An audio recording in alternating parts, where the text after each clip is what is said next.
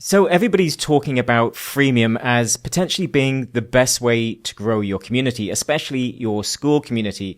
However, there are some issues around freemium, and with tiers coming very soon to the Skool platform, it's quite easy to get caught up in the hype. So there's a few things we want to look at before to decide if it's going to be right for you and your business, and potentially, even myself as well. Because I love the freemium approach, and I think for many it will be a good match.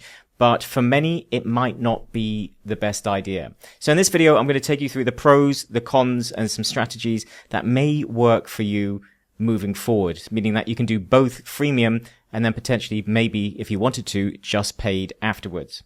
So freemium is basically where we have the option to let people into the community for free and then have different tiers. We can have one or even two additional tiers on top. So when Skool released this new feature, we'll be able to do a number of different things inside. We could have 3 different paid tiers if we wanted. We don't even have to have free. But the idea with free is that you get everybody coming into your ecosystem and you just have one community. It's one hub for your business. So we don't have to worry about brain drains of having 2 communities, and we don't have to worry about managing 2 communities, which is obviously twice the work. So there's a lot of benefits in terms of also the amount of cost that you have to spend on a community. Keeping everything in one community sounds fantastic, and there are many advantages to it.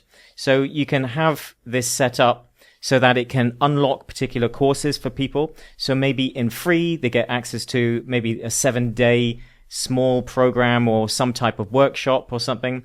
And then 7-day.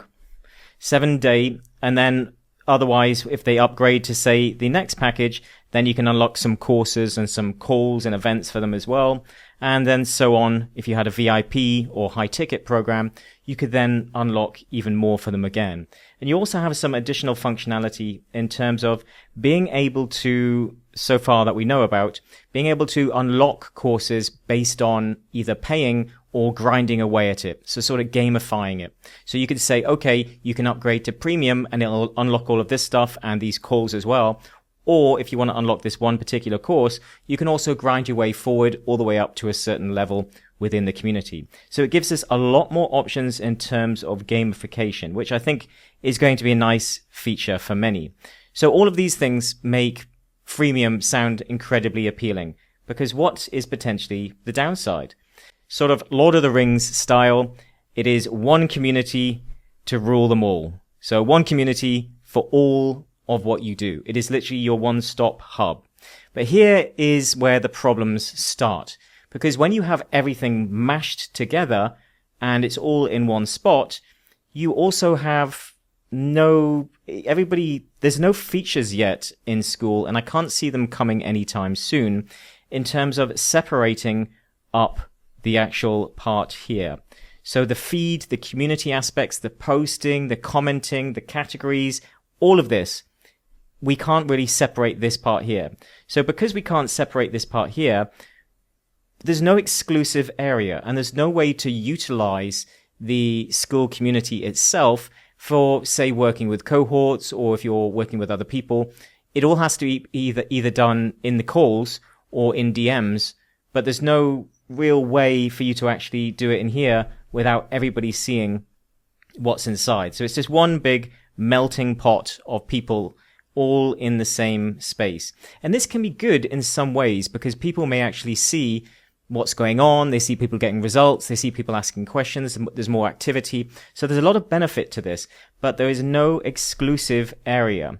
And I can tell you now, as someone that's doing a cohort in a new, different, separate community, I basically chose to do it in a separate community because of this issue. There's no exclusive part. Now, obviously, we don't have the features yet, so maybe I would have gone with a different choice. But because you can't do that sort of exclusive area, it definitely lacks the functionality. And I really like using the feed in our free community for all of the different things that we do. So, and this is our niche authority community. I will link to that in the video description if you want more free training on growing your community, especially with YouTube. But I like to be able to use that for all communities. So it kind of feels like it's only separating things in terms of payments, but it's kind of tying our hands in terms of not being able to work individually with a group of people. So we don't have that functionality yet, especially for cohorts in the sort of higher leveled tiers. Only really calls and courses, basically. And that means that you've also got, when you've got to, a bigger community like that, you're going to have a lot more free people coming in, which means a lot more people to manage. So there's going to be a lot more questions from people that are potentially not the people you want to work with, and there might be a lot of time wasters. So for many people, they don't want to work with free people. And although I agree with that, and I think ultimately that's the goal, we also need leads coming in. And with a lot of competition and noise out there, unless you have an abundance of proof and a way to really warm traffic outside of that community, then you definitely have to potentially let free people in. So these are the questions that I think we have to ask ourselves is, can you go straight to paid already? And in which case do you not need to do free? Maybe you could just build an email list and just have one community. Or you could literally just, if you were having a YouTube channel that was large, you could potentially go straight to paid and treat your YouTube channel as your free community. And obviously that means that you don't have a way to communicate with people, but it's all about your goals and the time and resources and energy that you have. For many people, we don't want to spend a long time nurturing large amounts of free people. But in the beginning, it's probably the easiest way to grow your business. So I think a couple of questions you maybe want to ask yourself is, do you have a large audience already? So if you already had, say, a large YouTube channel or a large Instagram account or a large email list, then potentially, especially if you've got some proof and authority already in that area, you might be able to pre-sell a community and start to fill it with the right people from day one. And it wouldn't make any sense if you had a very, very large audience potentially going straight to free, unless you were planning on doing high ticket and you wanted to nurture and upsell them inside. Because you're then going to have to, if you've got a large audience and let's say thousands of people sign up, that's a lot of people to manage. And what happens is if you scale communities free too quickly, you end up with dead communities. They just become like a dead email list because you need other people in there talking, moderating, making sure spam and bullying or whatever. There's so many different things that you've got to manage. You have to manage a community properly. So you have to manage it for the time, resources, and the size of your team to make sure that it's going to work. So if you actually have a large audience already, it might make more sense going straight to paid. But for most people, if you're starting from beginning or you've got small or you don't have any proof, which is the next thing, do you have a ton of proof? If the answer is no, then you really can't be charging yet anyways. You have to get people in, nurture them, spend a lot of time with them so they then want to work with you. And then, or you work with people completely for free from day one until you get them proof, and then you can potentially do it the other way around. But otherwise, without a large audience where you can send a lot of traffic and without a ton of proof, you're going to have to gradually create the community in a way that it becomes a party that people want to be a part of. Because you want it to be a place that people show up, they like being there. There's a lot of people actively involved already. So a bit like a party, you don't want to be the first one to arrive. So no one wants to go to a dead bar. You walk in, there's two people there. You think, I'll come back later when it's busier. So it's kind of the same with the community. And also with the proof side, if you don't have enough proof, then people might not take as much action or listen to you as much or believe you, or that they can actually work for them. So you lose authority with this as well. So by having no audience and no authority, free really is the only way to go. And then you can gradually scale people up over time and you can build it that way. Now, that's not to say that you have to be free forever. But I say if these two questions are no and no, then it's free. That's the only thing.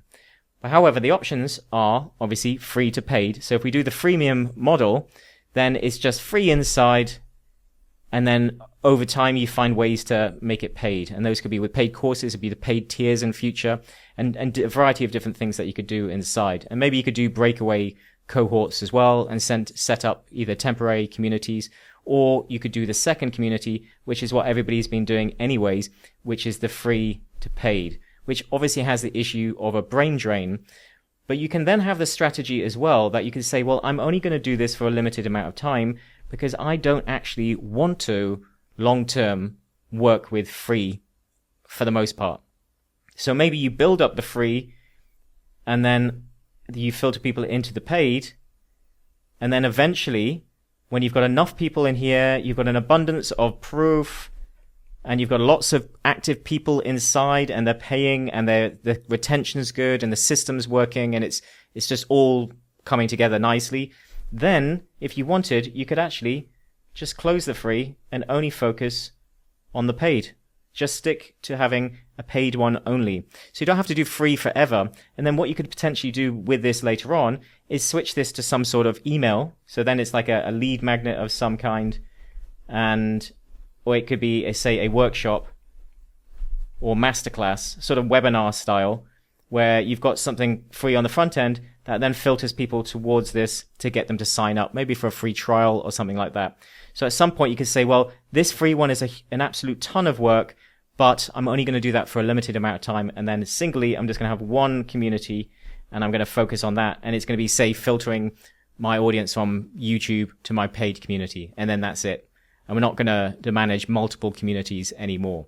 So there's a number of different ways to do it. There are things that you obviously need to think about to make sure that it's right for you. It doesn't have to be for forever. But I think if you don't really have a lot of proof and a large audience, then you definitely probably do want to start with free. As I said before, if you would like more training and help on growing your community, especially with YouTube, then I will link to our free community in the video description. See you in the next one.